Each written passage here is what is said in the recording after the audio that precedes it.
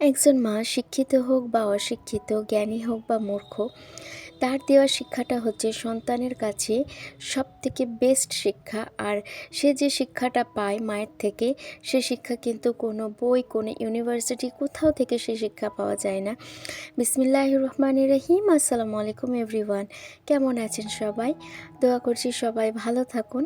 এই যে সকালে রুটি আর আলু ভাজা বানিয়ে নিয়েছি, আর এদিকে চা বসিয়ে দিয়েছি।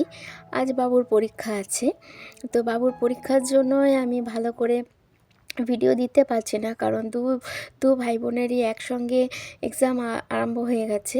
তো এখানে বাবুর জামাটা আয়রন করে নিচ্ছি, আর আমার বাবুকে একটু পড়াতে বসিয়েছি এখানে, কারণ যাবার আগে একটুখানি প্র্যাকটিস করে নিয়ে ওকে রেডি করে নিচ্ছি।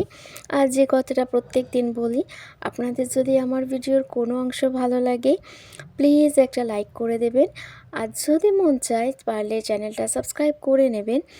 আর তার থেকে আরও একটা বেশি কথা, যে আপনাদের কাছে অনেক অনেক হাত জোর করে রিকোয়েস্ট করছি যে প্লিজ কমেন্টে এসে এই 2 দিলাম, 3 দিলাম, 124 করে দিলাম, 25 করে দিলাম, গিফট দিয়ে দিলাম, বক্স, এগুলো করবেন না প্লিজ, এগুলো করবেন না। এটাতে আপনার তো ক্ষতি হচ্ছে, আমার তো ক্ষতি হচ্ছে, তার সঙ্গে আপনারও ক্ষতি হচ্ছে।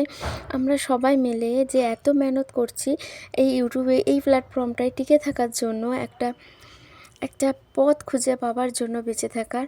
বাট এই জিনিসটা করে প্লিজ চ্যানেলটা খারাপ করবেন না, কারণ এটা আপনারও ক্ষতি হচ্ছে অনেক, আর আমারও।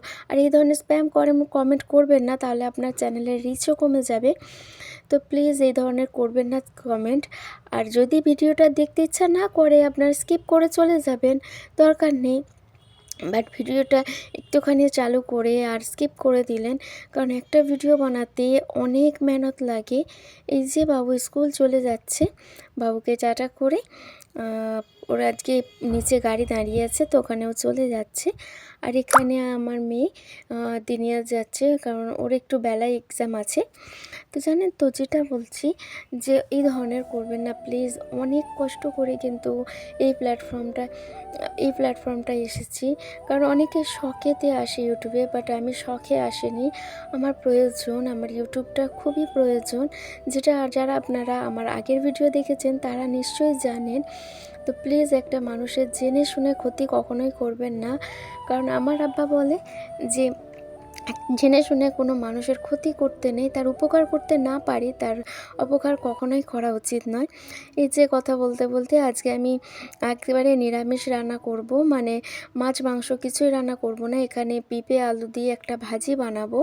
তো ওর জন্য এখানে আমি হলুদ দিয়ে দিচ্ছি, লঙ্কা দিয়ে দিচ্ছি, অল্প একটু নুন দিয়ে এটাকে সিদ্ধ করে নেব।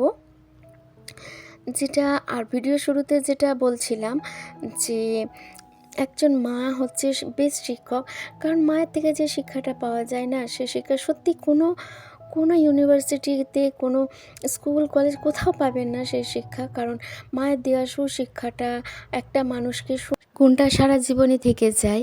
যে ভালো গুণগুলো আমরা পেয়ে থাকি, তো সেই গুণগুলো কিন্তু কোথাও থেকে পাওয়া যায় না, এবং সেই গুণ দিয়েই কিন্তু একটা মানুষ জীবনে অনেক বেশি উন্নতি করতে পারে।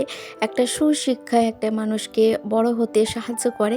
এই যে কথা বলতে বলতে এখানে মূলো শাক ধুয়ে নিয়েছি, আর লঙ্কা, পেঁয়াজ, রসুন দিয়ে এখানে একটা ভাজি দিয়ে দেব, শাকটা ভাজি দিয়ে দিচ্ছি।